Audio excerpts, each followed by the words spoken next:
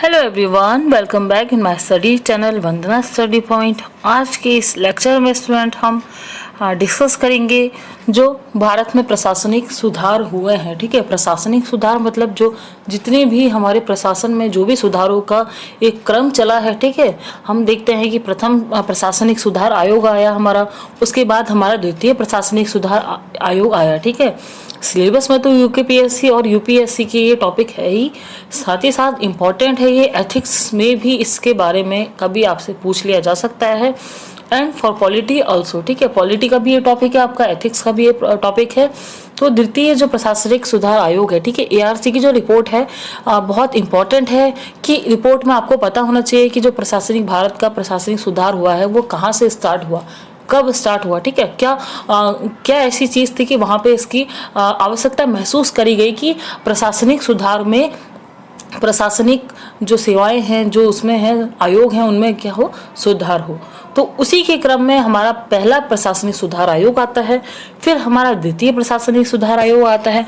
तो आज स्टूडेंट हम आज के इस लेक्चर में पढ़ेंगे कि भारत में प्रशासनिक सुधार आयोग का जो क्रम है, साथ ही साथ इम्पोर्टेंट आयोग हमारा प्रथम प्रशासनिक सुधार आयोग और द्वितीय प्रशासनिक सुधार आयोग। ठीक है, इन दोनों के भी रिपोर्ट के विषय में हम देखेंगे। आज के इस लेक्चर में मैंने कोशिश करी है अपनी तरफ से जितनी चीजें मैं इसमें डाल सकती थी, और जो भी आपका इम्पोर्टेंट है, ठीक है, प्रशासनिक सुधार आयोग से संबंधित सारी ही चीजें मैंने कोशिश करी है कि इस वीडियो से आपकी कवर हो जाएंगी। ठीक है, इस लेक्चर से आपकी कवर हो जाएंगी, और पीडीएफ में इसका आपसे टेलीग्राम ग्रुप में शेयर कर दूंगी।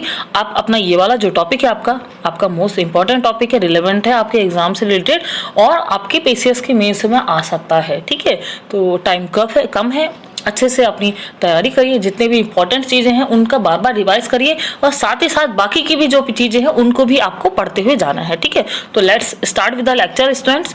हम देख लेते हैं कि भारत में प्रशासनिक सुधार आयोग का क्या क्रम था। ठीक है, कहाँ से इसकी शुरुआत होती है।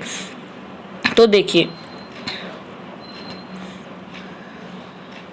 भारत में प्रशासनिक सुधार का जो क्रम होता है, ठीक है, ब्रिटिश काल में जब हम देखते हैं, ब्रिटिश काल में प्रशासनिक सुधारों के लिए एचिसन आयोग होता है। ठीक है, जब ब्रिटिशर्स आते हैं हमारे टाइम पे, जब इंडिया में आते हैं, ठीक है, काफ़ी टाइम तक वो राज करते हैं, जब तक भारत आज़ाद नहीं हो जाता है, तो उस समय प्रशासनिक सुधारों के लिए एचिसन आयोग, ठीक है, और उसके साथ ही साथ ली आयोग, आप सभी ने इनके बारे में पढ़ा होगा। ठीक है, एसिलिगटन आयोग, ठीक है, ये जो इस प्रकार के जो आयोग हैं ये ब्रिटिश काल में गठित किए गए थे। ठीक है, प्रशासनिक सुधारों के लिए। वन बाय वन आप चीजों को समझते हुए चलिएगा। ठीक है, तो इसके अलावा हम देखते हैं लोक सेवा के विकास क्रम में 1918 में क्या आता है, मॉन्टेग्यू चेम्सफोर्ड रिपोर्ट आती है। ठीक है, इसके बारे में मैंने एक लेक्चर में पूरा ही डिस्कस कर रखा है। ठीक है, जो भी चीज़ें इंपॉर्टेंट है, क्योंकि ये सारे जो संवैधानिक सुधारों के क्रम में जितनी भी चीज़ें ब्रिटिशर्स के टाइम से लागू होती हैं वो हमारा क्या होती है, इंपॉर्टेंट होती है। प्री में भी आप देखते हैं कि ये पूछे जाते हैं क्वेश्चन इसके उठा के। ठीक है, साथ ही साथ मेंस में भी लिखने के लिए इसमें आता है। ठीक है, तो ये चीज़ें हैं कि 1918 में मॉन्टेग्यू चेम्सफोर्ड रिपोर्ट आता है। ठीक है, और स्वतंत्रता प्राप्ति के पश्चात, ठीक है, वर्ष 1947 में, ठीक है, 1947 में जब सचिवालय पुनर्गठन समिति होती है, तो वर्ष 1948 में क्या आता है, कस्तूरी भाई, ठीक है, लाल भाई के नेतृत्व में मितव्ययिता समिति, और वर्ष 1949 में, ठीक है, अयंगर समिति आती है। वो क्या करती है, अपनी सुझाव देती है, किसमें देती है, प्रशासनिक सुधारों के क्रम में। ठीक है, ब्रिटिश काल में एचिसन आयोग, ली आयोग, ये सारे आयोग गठित होते हैं।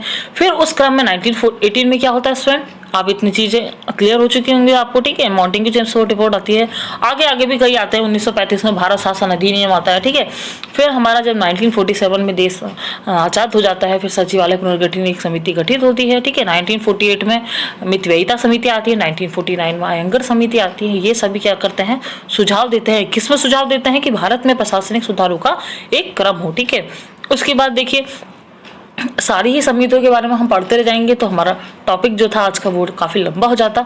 तो मैंने आज के इस लेक्चर में जो मोस्ट इंपॉर्टेंट है, ठीक है, एक तो हमारा संथानम समिति है जो सीबीआई की रिकमेंडेशन करती है। ठीक है, आगे हम पढ़ते ही हैं। ठीक है, और हमारी गोरेवाला समिति, और इसके बाद हम जानेंगे किसके बारे में, प्रथम प्रशासनिक सुधार आयोग और द्वितीय प्रशासनिक सुधार आयोग के विषय में हम पढ़ेंगे।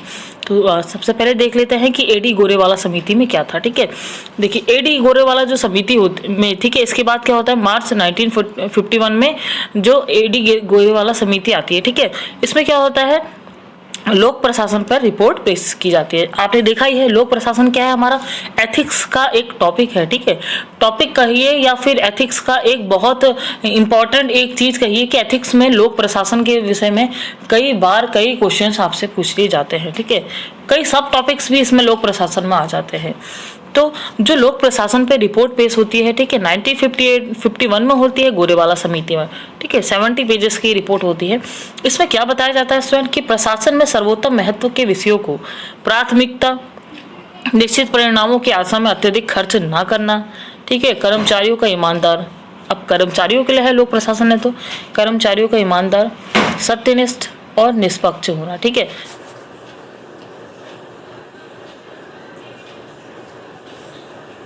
मंत्रियों, विधायकों और प्रशासकों में उत्तरदायित्व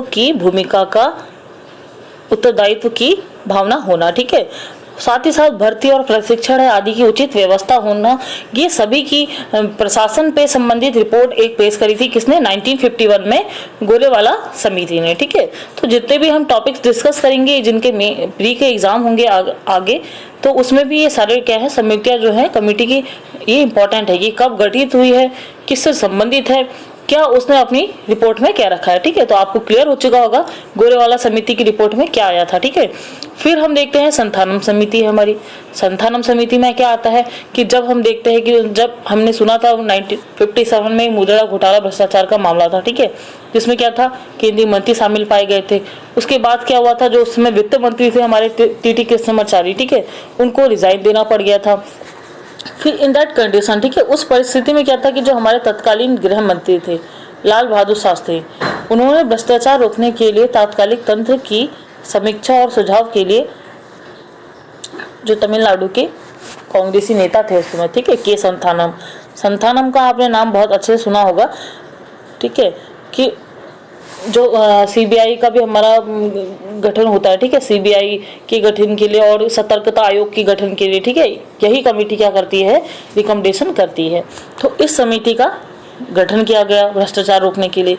फिर 1962 में गठित ये जो समिति है अपनी ही सिफारिशों के आधार पर प्रथम और द्वितीय श्रेणी के, ठीक है, ग्रुप ए और जो ग्रुप बी पोस्ट के सरकारी कर्मचारी होते हैं उन पर भ्रष्टाचार के आरोपों की जांच के लिए, ठीक है, जिस कर्मचारी पे ग्रुप ए श्रेणी का है या वो बी श्रेणी का है, ठीक है, पीसीएस लेवल के रजिस्ट्रेशन ऑफिसर होते हैं ये, तो इन कर्मचारियों पर अगर कोई भ्रष्टाचार का आरोप लगा है, ठीक है, करप्शन का, इसकी जांच के लिए 1964 में क्या किया, केंद्रीय सतर्कता आयोग का गठन किया। ठीक है, सीबीसी का।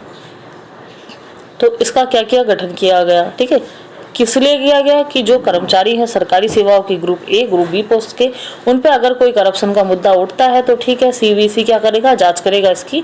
और सीबीसी का गठन हमारा 1964 में होता है, किसकी रिकमेंडेशन पे, संथानम समिति के। ठीक है, के संथानम कौन होते हैं, वरिष्ठ कांग्रेसी नेता, कहाँ के, तमिलनाडु के। और इसके बाद क्या होता है, पहली बार लोकपाल नामक संस्था का विचार भी हमारा इसी रिपोर्ट से आता है। जो हम देखते हैं कि अब लोकपाल लोकायुक्त अधिनियम आ गया है, इंपॉर्टेंट है ये वाला भी आपका टॉपिक। ठीक है, तो उससे जो ये शब्द कहाँ से आता है, लोकपाल नामक जो संस्था का शब्द है ये भी इसी रिपोर्ट से पेश होता है। ठीक है, किसकी, संथानम समिति की। ठीक है, 1964 में ये रिपोर्ट दी जाती है। उसके बाद हमारा गठित होता है क्या, प्रथम प्रशासनिक सुधार आयोग। इम्पॉर्टेंट है बहुत, फर्स्ट एआरसी। ठीक है, इसके बारे में हम देखेंगे क्या इसमें सुझाव दिए गए थे, उनके विषय में हम चर्चा करेंगे। ठीक है, तो प्रथम प्रशासनिक सुधार आयोग फर्स्ट एआरसी आपका क्या है, कब गठित होता है, 5 जनवरी 1966 को। ठीक है, 5 जनवरी 1966 को मोरारजी जो देसाई हैं, ठीक है, उनकी अध्यक्षता में क्या होता है, प्रशासनिक सुधार आयोग का गठन हमारा होता है। किसकी अध्यक्षता में, मोरारजी देसाई। कब होता है, 1966 में। ठीक है, उसके बाद में क्या होता है कि मोरारजी जो होते हैं केंद्रीय मंत्रिपरिषद में शामिल हो जाते हैं, जिसकी वजह से उनको हटा दिया जाता है और यहाँ पे जो के हनुमंतैया है, ठीक है, उनको क्या कर दिया जाता है, अध्यक्ष नियुक्त किया जाता है। ठीक 66 या 20 अक्टूबर 1966 को आयोग के द्वारा अपनी एक पहली रिपोर्ट पेश की जाती है। उसके बाद जो दूसरी रिपोर्ट होती है आयोग की, दूसरी रिपोर्ट दी जाती है 30 जून 1970 को। ठीक है, तो दोनों ही डेट इंपॉर्टेंट है, आप लोगों को याद कर लेनी है अच्छे से कि जब प्रशासनिक सुधार आयोग का गठन होता है। ठीक है, प्रथम तो किसके अध्यक्षता में होता है? फर्स्टली 1966 में मोरारजी देसाई की अध्यक्षता में होता है, बट वो केंद्रीय मंत्री परिषद में ज्वाइन करने के कारण उनका क्या होता है, अध्यक्ष पद में दोबारा से अध्यक्ष जिनकी नियुक्ति होती है वो होती है के हनुमंतैया की। ठीक है, तो उसके बाद पहली रिपोर्ट इनके द्वारा पेश करी जाती है 20 अक्टूबर 1966 को, और जो दूसरी रिपोर्ट है हमारी 30 जून 1970 को पेश की जाती है। ठीक है, कुल 578 सुझाव इसमें दिए गए थे। फर्स्ट ARC की रिपोर्ट में सारे हम नहीं डिस्कस करेंगे, कुछ जो इम्पोर्टेंट है जो आपको लिखने चाहिए, अगर ये क्वेश्चन आपका आ जाता है मेंस में तो उन बिंदुओं पर हम चर्चा करेंगे। ठीक है, तो पहला जो समिति की सिफारिश दी गई थी वो ये था कि लोक प्रशासकों के विरुद्ध जनता के अभियोगों के निराकरण हेतु, ठीक है, लोकपाल एवं लोकायुक्तों की नियुक्ति की जाए। तो क्या कहा गया कि लोक प्रशासकों के जो विरुद्ध, ठीक है, कोई भी कुछ भी कारण को, चाहे कोई करप्शन का मुद्दा हो या कोई भी एक रीजन हो जो लोक प्रशासकों के ऊपर लगता है, कर्मचारियों के ऊपर, ठीक है, जनता द्वारा ही लगता है, तो जो जनता जो अभियोगों का निराकरण है उन सभी के लिए लोकपाल और लोकायुक्त की नियुक्ति की जाए। मीन्स क्या था कि अगर कोई भी कर्मचारी है, ग्रुप A पोस्ट का है या B पोस्ट का है, ठीक है, तो इनके लिए क्या है, अगर इनके ऊपर जनता द्वारा कोई अभियोग लगा दिया गया है तो उनके निराकरण के लिए लोकपाल की और लोकायुक्त की नियुक्ति की जाए। ठीक है, बाद में कर भी दी गई थी। तो जो ये रिकमेंड किया था, ये किसने किया था? फर्स्ट ARC की जो रिपोर्ट आई थी, ठीक है, उसमें किया था। मंत्रिपरिषद का आकार आवश्यकता अनुसार रखा जाए। ठीक है, ये भी कहा गया था। प्रधानमंत्री के अधीन कार्मिक विभाग की स्थापना की जाए, ये सुझाव दिया गया। प्रधानमंत्री, वित्त मंत्री एवं किसी भी मंत्री को योजना आयोग का अध्यक्ष अथवा सदस्य नहीं बनाया जाए, ये इस रिपोर्ट में कहा गया। ठीक है, योजना आयोग के अध्यक्ष फिलहाल प्रधानमंत्री होते थे, अब तो योजना आयोग को खत्म कर दिया गया है, और ये रिकमेंड इसने किया कि प्रधानमंत्री, वित्त मंत्री और कोई भी मंत्री को इनका अध्यक्ष नहीं बनाया जाए। योजना आयोग के अधिकतम सदस्य संख्या 7 रखी जाए, ये बताया गया था। संविधान का जो अनुच्छेद है, ठीक है, 263, इसके तहत अंतर्राज्यीय परिषद की स्थापना की जाए, बाद में हो गई थी। तो सुझाव किसने दिया था? इसने पहली बार इसने सुझाव दिया था। ठीक है, सरकारी कर्मचारियों की हड़ताल का अधिकार ना देना, कर्मचारी कोई हड़ताल ना करें, ठीक है, ये चीज़ें इसमें लिखी गई थी। उनकी जो समस्याएं हैं वो संयुक्त विचार विमर्श से सॉल्व कर दी जाए या नागरिक सेवक न्यायाधिकरण के माध्यम से हल की जाए। ठीक है, तो ये कहा गया इस रिपोर्ट में कि जो सरकारी कर्मचारी हैं, ठीक है, उनको हड़ताल का अधिकार ना देकर कोई भी उनकी समस्याएं हैं, हड़ताल किस लिए करते हैं कर्मचारी? उनकी अगर कोई समस्या होती है इसलिए हड़ताल करते हैं, तो उनकी समस्या को का विचार विमर्श से ही हल कर लिया जाए, इसलिए ये चीज़ इसमें कही गई। लेखा परीक्षा का दृष्टिकोण सकारात्मक हो, रचनात्मक हो, ये कहा गया। ठीक है, विभागों की वित्तीय क्षमता का विकास किया जाना गया, ये कहा गया। वित्त वर्ष की शुरुआत 1 नवंबर से की जाए, ये कहा गया। फिलहाल हुआ नहीं, अभी भी हमारा वैसे ही चलता है 1 अप्रैल से। सार्वजनिक उपक्रमों के लिए क्षेत्र निगम प्रणाली अथवा लेखा परीक्षण मंडल की स्थापना की जाए, कहा गया। सरकारी अधिकारियों के अस्थायी रूप से लोक उपक्रमों में भेजने की प्रथा समाप्त की जाए, कहा गया। प्रशासनिक एवं सार्वजनिक जीवन का दीर्घ अनुभव रखने वालों को ही राज्यपाल पद हेतु नियुक्त किया जाए, ये बताया गया।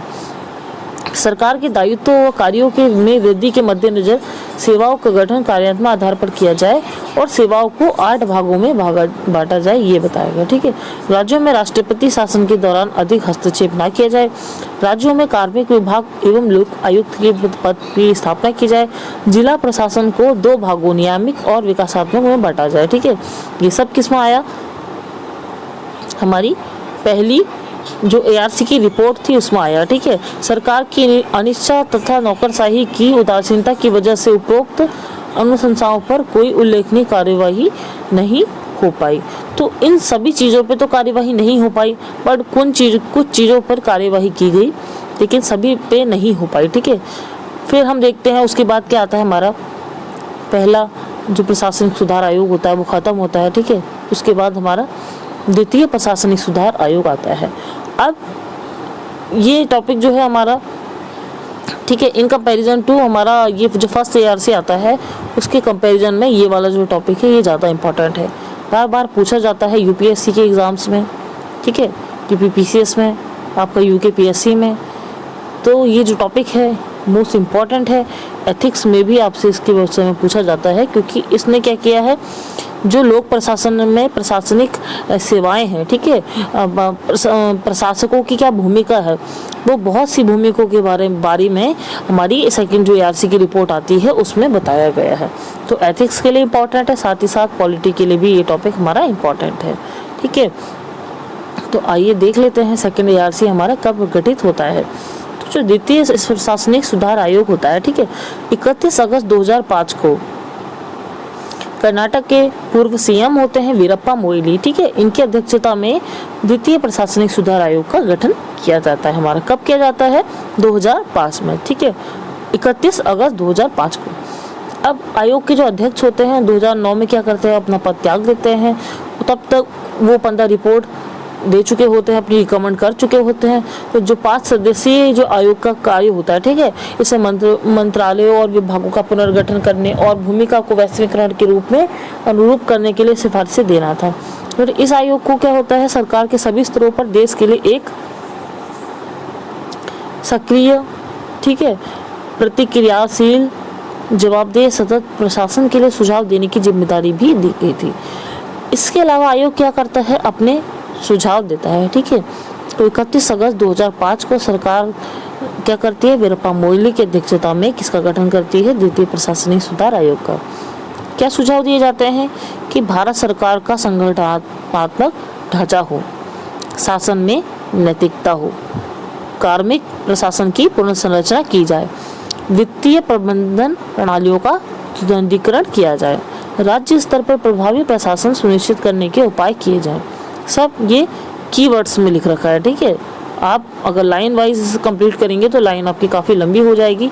मैंने यहाँ पे की पॉइंट में किया है, नहीं तो ये वाला जो लेक्चर था काफ़ी बड़ा हो जाता। स्थानीय स्वशासन और पंचायती राज हो, ठीक है, नागरिक केंद्रित प्रशासन हो।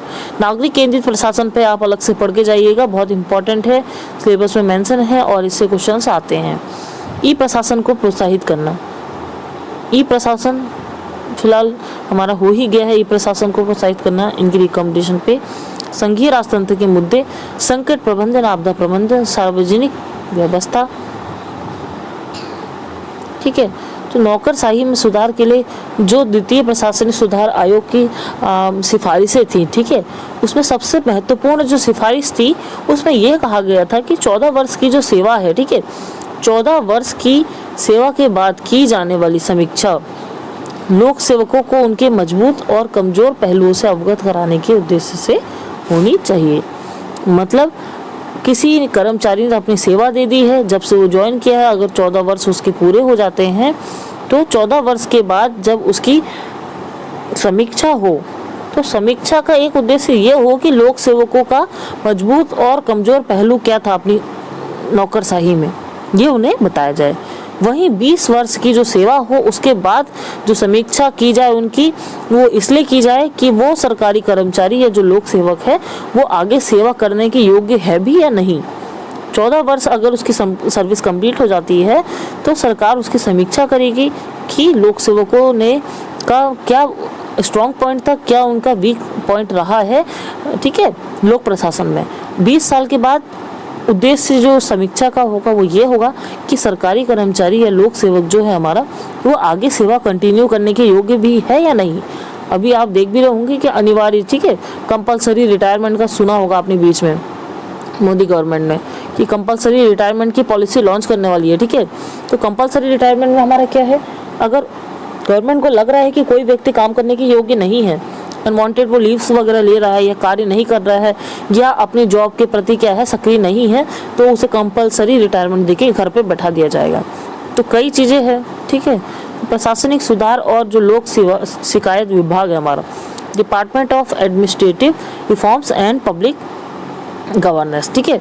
तो ये क्या है हमारा प्रशासनिक सुधार और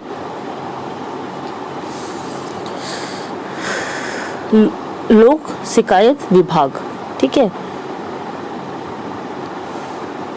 भारत सरकार के प्रशासनिक सुधार के साथ साथ क्या है, सामान्य रूप से राज्यों में संबंधित लोक शिकायतों और विशेष रूप से केंद्रीय सरकार के अभिकरणों से संबंधित शिकायतों के निवारण के लिए ये क्या है होता है हमारा एक नोडल एजेंसी है।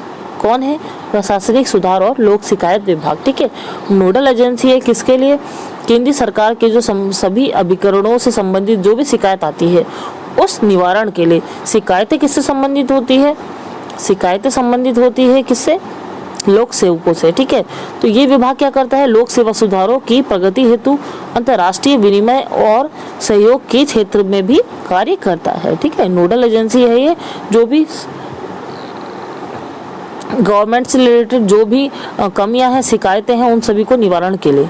तो सरकार की हम देखते हैं उद्देशिका है, नीति निर्देशक तत्व है, सरकार और प्रशासन तंत्र के क्या है, मार्गदर्शी हैं, ठीक है। कई चीज़ें उसमें हमारी बताई गई हैं। तो ये सुस्थापित हमारी क्या है, विधि नहीं है, बल्कि सरकार और प्रशासन के कामकाज का एक आईना है, ठीक है। ये लास्ट में एक एज ए कंक्लूजन एडप्ट किया गया है कि प्रशासन तंत्र इन सूत्रों से नहीं जुड़ता है और कोई भी लोकतंत्र है, ठीक है, स्पष्ट, कुशल और निष्पक्ष प्रशासन के अभाव में क्या होता है, सफल नियोजन नहीं कर सकता।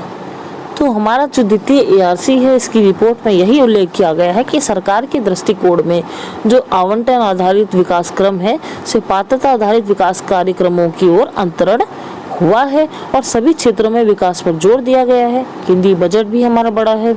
इन सबके कारण संस्थागत, प्रशासनिक और वित्तीय प्रबंधन का सुदृढ़ीकरण भी क्या है, जरूरी है। तो आज 5 मिनट में रिवीजन कर लेते हैं हमने आज क्या पढ़ा, ठीक है। प्रशासनिक सुधारों का क्रम हम देखते हैं ब्रिटिश काल से, ठीक है। हमारे कई एजुकेशन आयोग, कई आयोग गठित होते हैं। 1918 में मार्टिन चेम्सफोर्ड अवार्ड गठित होता है, ठीक है। फिर हम देखते हैं कि गोरेवाला समिति आती है 1951 में, अपनी रिपोर्ट पेश करती है, लोक प्रशासन पर रिपोर्ट देती है। संथानम समिति आती है, ठीक है। CBC की का गठन होता है सिंहारिस के बाद।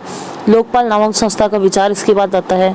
फिर फर्स्ट ARC का गठन होता है 1966 में होता है मोरारजी देसाई की, बट बाद में इसे हनुमंतैया को इनका अध्यक्ष नियुक्त किया जाता है। 1966 को ये पहली रिपोर्ट देता है, 1970 को ये अपनी सेकेंड रिपोर्ट देता है। उसके बाद हम देखते हैं कि सेकेंड ARC का गठन होता है।